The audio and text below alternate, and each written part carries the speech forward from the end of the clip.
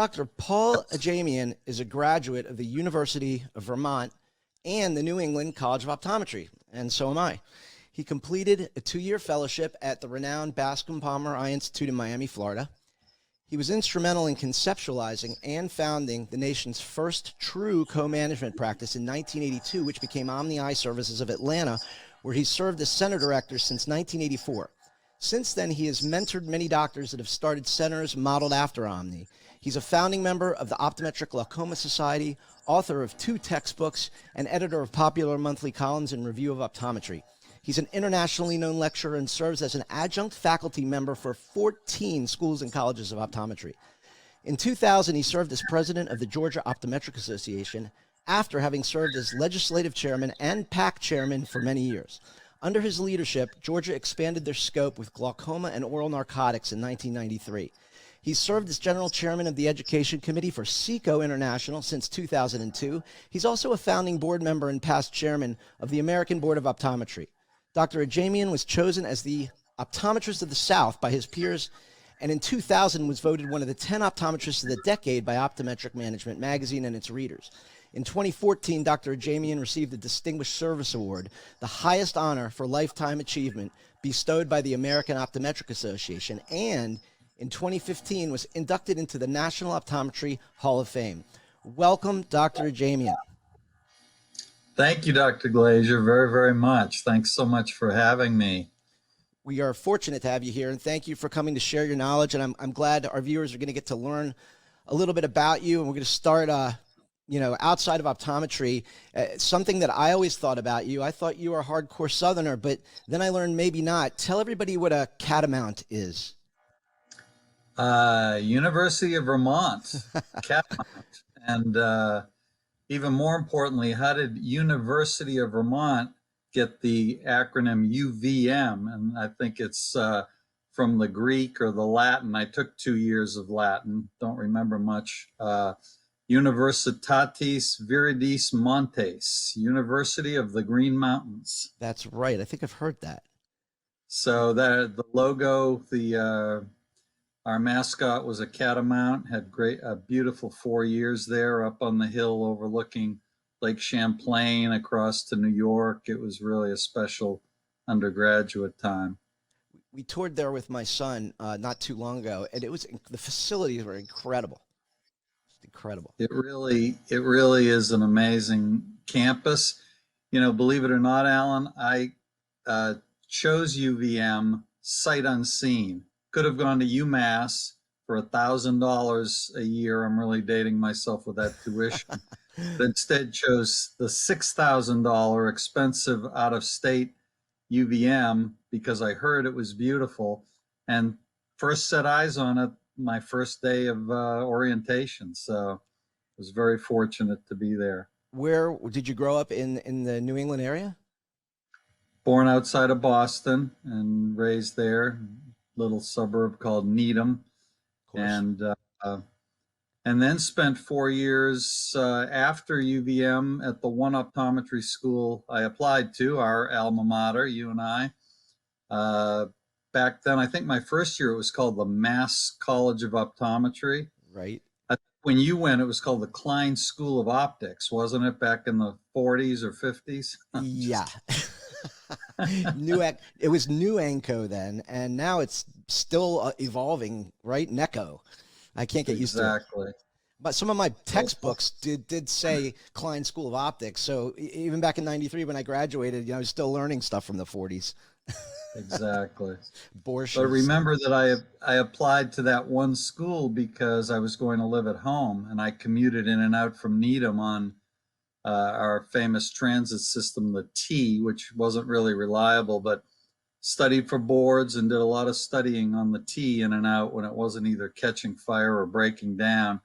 And, managed to hang out with my friends in town when I needed to or wanted to. So I did the same thing. And I sometimes I studied in the $5 seats in Fenway Park, That was exactly. I don't know that they have those anymore. My dad's family, part of it is from Revere, so we were tied to that. Revere. Yeah, Revere. Gotta like it. So you're a Patriots fan? No. We're Washingtonian, fifth generation Washingtonian. It was just part of my dad's family. I had an aunt up there Oh, who welcomed me when I came up there. One of a little bit of the homework I did for this interview, somebody I talked to wanted me to ask you what the name Bill Wallace means to you, and tell our viewers about how the name relates to your fellowship at the prestigious Bascom Palmer Eye Institute. so Bill to this day is a dear friend. We were texting back and forth yesterday or the day before. And I was fortunate enough to be one of the first two students chosen from NECO. And I think you remember, I'm not sure he was still there, but David Greenberg, Dr. David Greenberg, an OD who was an associate dean, had these incredible medical connections, Alan, throughout the Boston community and then beyond. And he used those to leverage the externship program, which then was perhaps one rotation in your fourth year. But he had the vision to see that you do at least two, possibly three rotations at a community health center and then perhaps at a VA or Walter Reed Army Hospital or beyond. So one of his connections led him to Miami, to the University of Miami's ophthalmology department, which is Bascom Palmer.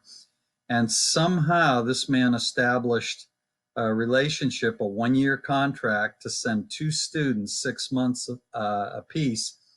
And they based it on grades. And because I lived at home and studied diligently on the T in and out, I was one of the ones chosen. And when the 6 months was up, I mean, it was an incredible experience. It was an incredibly scary experience at first because back then, you recall, there were very few optometrists that knew anything about disease, that lectured about disease. And here I am, a fourth year student in the midst of working with first, second, and third year ophthalmology residents and fellows, and some of the most amazing names in ophthalmology at the time, from Joel Glazer to Don Gass to J. Lawton Smith. And the chairman of the department was a man named Dr. Edward Norton. And I ended up working with him a little bit. And he kind of liked me because I worked up his patients and I stayed with him. A lot of the residents were scared and they'd bolt off to surgery. Long story short, at the end of the 6 months, I said, we need to stay. I need to stay a little bit longer. How do I stay in this place and gain more knowledge and take advantage of it? But I proposed this residency program, which I didn't even really know what that was. There weren't a lot of residency programs back then. And Dr. Norton sort of bought into it. And we came up with a $12,000 stipend for 4 positions. And one of those 3 that I selected, or that I helped select in addition to myself, was a gentleman named Bill Wallace. He was an IU grad. He had done an incredible rotation with Jack Terry at the Huntington VA. And he was really anxious to do another year of disease. And so Bill and I became fast friends, and we played tennis and enjoyed Miami, but mostly spent a lot of time at the hospital training. And at the end of that year, Bill was anxious to leave Miami. I actually wanted to stay, so they appointed me the director of the residency program. I stayed another 6 or 8 months, and Bill came up and started what was then called the VEF Educational and Diagnostic Center, which was the precursor to Omni, the referral center. Taking one step back, does the residency still exist? It does. So Dr. Norton got a lot of pressure a year or two after we started the referral center in Atlanta, because we ended up on the cover of the AOA News at the time. A lot of ophthalmologists basically gave him a lot of flack for training optometrists. So it was shut down for a year or two, but it's going strong now under the leadership of Dr. Mark Dunbar, who's been there for a long time. I know you know Mark. And Mark. Great guy. The student program is strong, and there's been so many amazing names trained out of Bascom Palmer that have become lecturers, educators, clinicians that have led the profession forward. So I'm very proud looking back at that. It's arguably the best eye hospital, in the world. Now, back to the Visual Education Foundation, which ultimately became Omni. What did it take to make that a reality?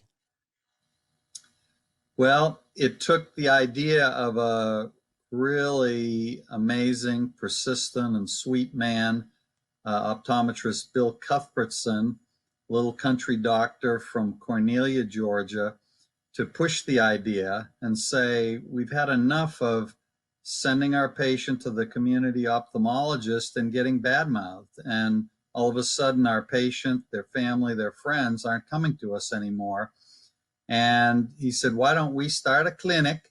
And that's the way he said it. Let's start a clinic and let it be controlled by optometry, who work hand in hand with ophthalmologists that don't want to steal patients. They just want to do surgery and what they were trained to do in advanced disease.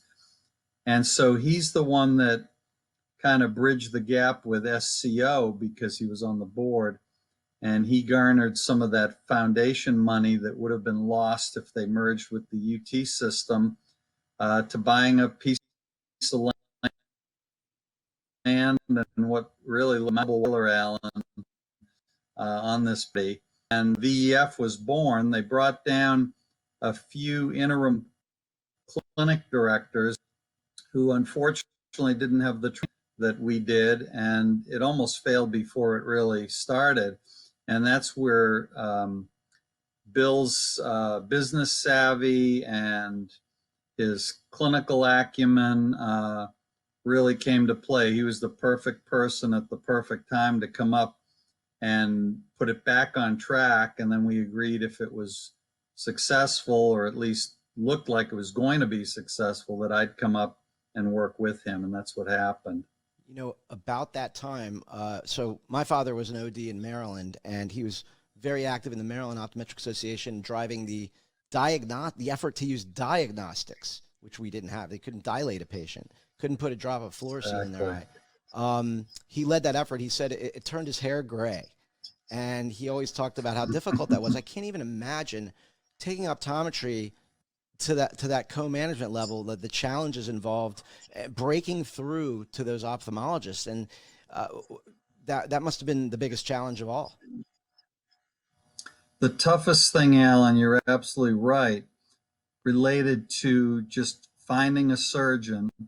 And I give tremendous credit to a man named Bob Lennon, who was an ophthalmologist at Clayton Eye Center on the south side of town. He agreed to come up 2 half days a week and cover us. And then after him, Ralph Diorio, one of my true heroes, who came on full time as our first medical director and surgeon.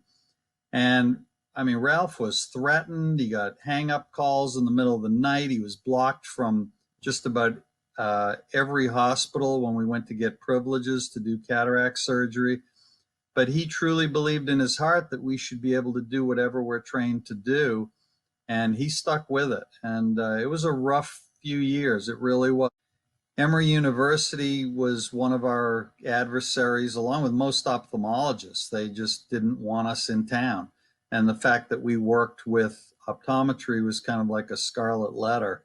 And so they put roadblocks in our way for managed care plans, for insurance credentialing, and for hospital privileges.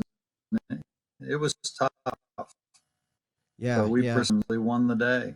I've heard some of those stories. You're the core group of ODs that helped grow and expand Omni now are part of the Keystone group. Now, another close mutual friend of ours, who maybe you'll be able to figure it out, told me that I should ask, I hear you were the leader of Keystone. Whatever that meant in that voice. Right. Well, we knew we had a good thing going. Everybody came through Atlanta and trained, and then opened their respective centers, starting with Chattanooga, Baltimore, New Jersey, out to Omaha, Denver, Miami. And we really were a band of brothers that wanted to stay together. So we Keystone group, because we skied there, the meeting every since. As a matter of fact, the first year that we won't ski together because of concerns. I hear Keystone is a beautiful resort. I haven't been there myself, but that was Ed Wazlowski who asked me to say that, and he sends his regards. He was one of my Thank you. I did one of my rotations at the Omni Baltimore after NECO, and he was not only was he an amazing educator and great guy, but we built quite a friendship out of it. We got a couple of funny stories that I'll tell you sometime over a beer. I don't know if they're appropriate for this show though. So, Ed's a great guy, and every one of the center directors they're just all amazing people. a part of Mm-hmm. the interview I really was looking forward to getting to was talking about SECO. SECO's been a meeting that I've attended regularly for almost 20 years, and it actually was the first large optometry meeting that I attended. In many ways, SECO is Paul Ajamian, and acknowledging how much work you put into it doesn't do it justice. Can you tell us a little about your history and your role with the conference?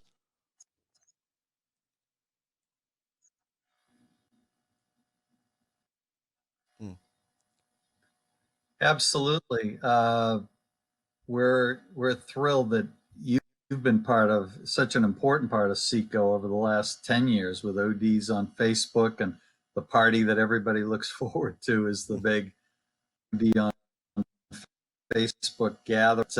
Yeah, it's meant so much to me. Back to that double wide trailer, Alan, 1/3 of the building was occupied by the Southern Council of Optometry, and that's when I was introduced to the organization, the Southern Journal of Optometry that Bill Wallace and I wrote for pretty regularly. And that's when I became a volunteer, when it was down at the Radisson Hotel in these smoke-filled rooms and ashtrays at every place setting. It was such a family type of meeting, but I knew it was special because it was a meeting that pushed the envelope, and we were doing workshops on foreign bodies, like you say, before we could even do diagnostics and dilate eyes. So that became really one of the sidelights and highlights of my career. I stayed on the committee for a number of years, and then in 2002 was appointed chairman, and I've been chairman since. And it's a team effort. There are incredible officers every year that come up with ideas. We've always had an amazing committee that works together. I have used it as kind of a creative outlet to deliver education in some different ways, but the credit goes to the whole team, not to me. And I've just been very blessed to be part of it. Well, what would you, that's great. And when things get back to normal, I think we're going to actually have some kind of an in-person SECO. I think I saw the dates of April, end of April, maybe. What would you want people who haven't attended SECO before to know about the conference? So we are planning a meeting. I just spoke to our amazing executive director, Elizabeth Taylor, this morning, and it's on. It's the last week of April into that first weekend in May. And, for the people that have never been, we had a bunch of newcomers at the New Orleans venue when we switched from Atlanta for the first time in a long time last year. People were just remarking at the advanced level of the classes, the consistent quality of the speakers, the special sessions, the videos, the exhibit hall, and really just the care that the committee takes and looks after attendees, rather than just, okay, you signed up for the meeting, you're on your own. It's a Southern hospitality kind of meeting, and we take care of all of our people, our newcomers. And like you said, you've been going for 20 years. We'll have people say, this is my 43rd SECO. And that means a ton to us. It's a big responsibility to make sure that each and every year when they come back, that it's the same great experience. So I think you we do nailed that. special venue things. We were at the Porsche track doing a malpractice course, and afterwards we got out with professional drivers and did the figure 8 course. We meet at restaurants. We give ghost tours. We do all kinds of fun things that kind of mix it up rather than just sitting in the classroom. Yeah, that's so important to keep things fresh. I think you're really spot on about that collegiality thing, because being my first major meeting, I made lifetime optometry friends down there, and I was, nobody knew me back then. I was young and just had my private practice, and that was it. So it really also helped foster my passion for learning and connecting, which I ended up finding that was my biggest passion, connecting people. So it was a good fit, and I'm glad that we're working together, and look forward to more of that in the future. Moving on, I want to talk about your legendary contributions to the profession on the legislative front. There's so many things that I want to ask, but only so much time. So I just want to say, in '93, you led a fight that made Georgia a leader in therapeutic privileges. Can you tell us a little bit about that fight that you led, and what you were feeling when you won? It was a dimly lit room in Macon, Georgia, where a bunch of GOA members met, and we heard a presentation from a young man at the time, Mark Kapperman from Tennessee, who was their legislative chairman. We had also met with a man named James Vaught, who went on after me to become chair of the ABO, and James. Yep. And they kind of had the blueprint for how you pass a bill within a year or two and not take 10 or 20 years. And so I stood at the back of the room and I said to our president, Stuart Thomas, somebody needs to take charge of this and get this thing going and do what they're doing, what they did. And he looked at me and said, "Great idea. How about you?" And at the time, our daughter was just born. And so I went home and told my wife that I had this opportunity. She was incredibly supportive, and started going to fundraisers and meeting legislators. And at the time, it was a very democratically controlled House and Senate, and probably knew most of the 170 House members, and definitely knew all 54 Senate members. And that took about a year, working with the most amazing executive director that I've ever had a chance to work with, which is, her name is Georgianne Bearden. She's retired now. And we had this incredible committee, divided the state into regions and zones and captains. And back then, cell phones weren't that common. So we had fax trees and telephone trees. And we found an ally in the Senate Majority Leader, and he helped us with a number of committees and roadblocks that had been there previously. And we got it done, and it was an incredible feeling to do it that quickly. At the last minute, Alan, this is one of the stories that I still wake up at 3 a.m. and go, whoa, did I do the right thing? We had to decide whether to keep oral narcotics or oral antibiotics. We had to get rid of one of the two as a compromise. And that was rough. And to this day, when I ask people, which would you have given up? They all say narcotics. Well, I gave up oral antibiotics because I figured if we had narcotics, the controlled substances, we'd be okay. Getting the antibiotics a year or two later. Well, everybody listening knows how tough it is to pass any bill that has an optometry backing. And so it wasn't until, that was 1993, that the governor signed that bill. It wasn't until 2007 we got oral antibiotics back in the bill. Wow. Which was rough. So I stayed on as chair for a while and almost got it in 2000, stepped down as chairman, became president. And, it's always something. We lost in 2000 on the oral antibiotic issue over the changing of the state flag. The governor was in support of our bill, but he also wanted to do something to the flag that legislators didn't want. So they got back at him by voting against our legislation. It was really something. It's so random sometimes, that process. I understand that decision for the narcotics. If you're forced to choose, first of all, you're going to make a lot of people unhappy who disagree with you. But I think choosing the more difficult one to get through probably was really wise, even though it did take a long time to get the other orals. Exactly. And it's why I continue to push that in every state, we practice to our full scope, that everybody has a DEA number, that everybody writes prescriptions for oral antibiotics, that everybody treats glaucoma. And as you know, that's just not happening. And we've worked so hard on all of these bills, going back to diagnostics. I mean, for that matter, pushing that everybody dilates people when they need to be dilated, rather than convince them that, you know, getting this picture for $45 is better and easier. I mean, we're teaching our patients that dilation is bad, when back in the day, we just were so envious of states that had diagnostics, and we'd go to clinic at NECO, and an ophthalmologist named Dr. Eisenberg had a key around his neck that unlocked the cabinet with the dilating drops in it. And Because you know how bad everybody wants to steal dilating drops and use them at home. I mean, God's sake. exactly. He wanted to make sure we didn't use those dangerous drugs. Yeah, exactly.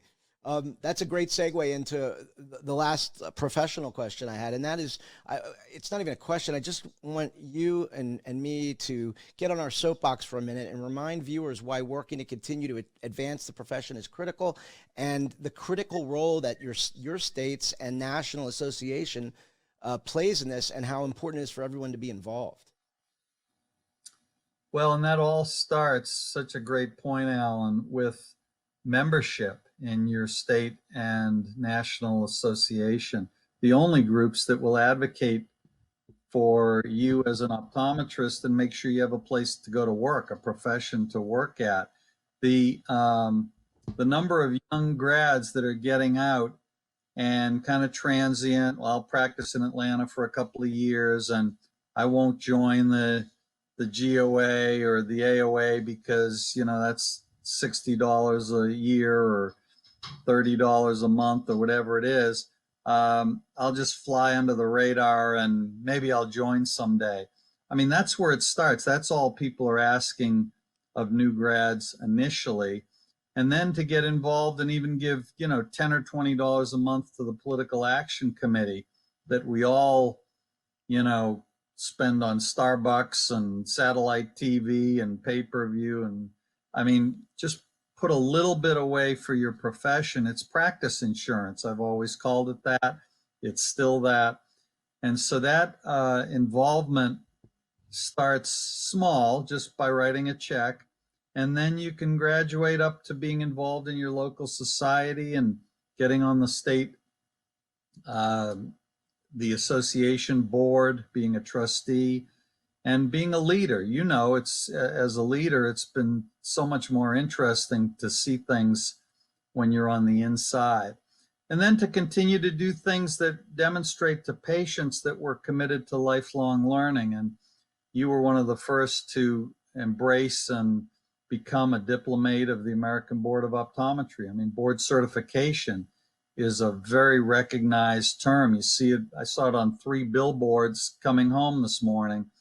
And yet optometry seems to want to be board certified, but they don't want to seem to do the work and go through the formal process to actually earn the title. And so I encourage people to continue to push themselves and be able to prove to patients that you're on a lifelong learning venture that will benefit them directly by being involved with the American Board of Optometry as a diplomate.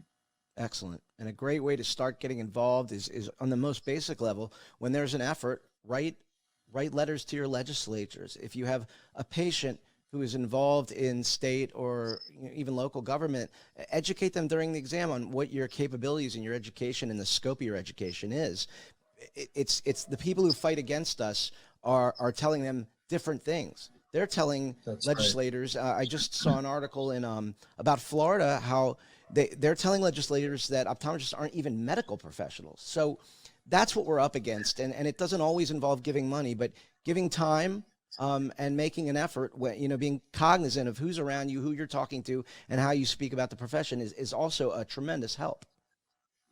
Well, we're so afraid in general until you really get in the arena of legislators. I mean, they're people, they're professionals. Some are lawyers, some are telephone repairmen and women. And bottom line, you made a great point, Alan. Get them into your office for a complimentary eye exam so that they see that we don't just make the glasses. And that's one of the things that, one of the stereotypes that when they speak from the well against one of our scope bills always comes up. And that's a legislator that doesn't know an OD and doesn't know what we do. So bring them into your office, get to know them, and not just getting to know them for optometry related issues, but for community issues. I mean, they represent us. They also need us to help them with their campaigns, whether it's writing a check or making a call. They expect that, and it's our system. It works, and we need to be part of it. Excellent. So we're going to wrap up soon, and just a couple things. I want people to get to know you. And what are your interests outside of optometry? Well, I'm trying to foster some additional interests, because most of my hobbies during my almost 40-year career now relate to optometry, speaking meetings, which has been an incredible blessing. We've seen a lot of the world at great meetings and met some incredible people. Advocacy we've talked about, and that was a side hobby for a number of years. I don't do it as much anymore. And then teaching, locally, our externs and our residents is still a passion of mine. And I'm known as kind of a tough professor, but it's because I have these high standards and want every one of us to be able to match wits with and clinical skills with ophthalmology. So when I kind of looked at my wife and said, am I 3, 5, 8 years from retirement, whatever it is, I want to keep working for a while. What am I going to do? So I looked back at childhood, and I was a ham radio operator. So I just got my general class license for ham radio. And I've always loved music. So I'm taking back up piano and playing a little bit of guitar, and trying to exercise more. And, I love skiing, but like I say, this is the first year the Keystone group hasn't skied together, and that's kind of breaking my heart, but we'll get back to that. So a few things here and there other than optometry. Cool. And tell us about your family. Wife Susan, the love of my life, was a patient back in 1986. One of my students, Friday at 5, said, you need to see this patient. I said, I'm on my way out to visit my cousin who lived in town. He says, nope, you need to see this patient.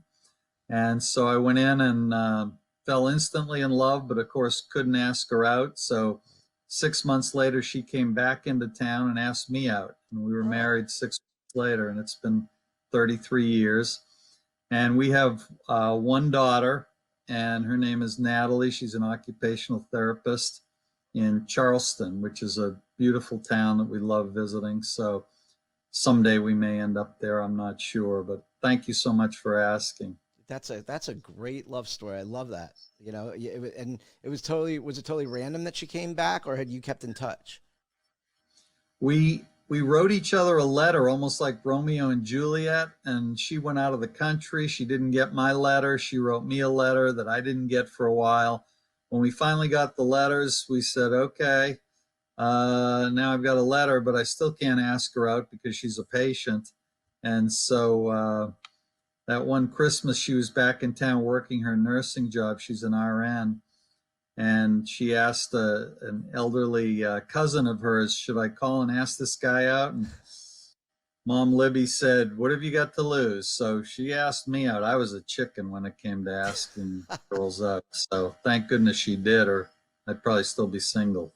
Well, that is a fantastic story. And I love the fact that our viewers are going to get to know more about you personally, because yes, you're known as a tough educator, and somebody though who also earns respect through that education. everything that everybody learned about you today was just amazing. And thank you for everything you bring to the profession and that you've brought to me personally and professionally. And if you don't mind me asking, hopefully I can have you back sometime. That'd be wonderful. We've got a lot to talk about, the future of the profession and additional scope legislation and the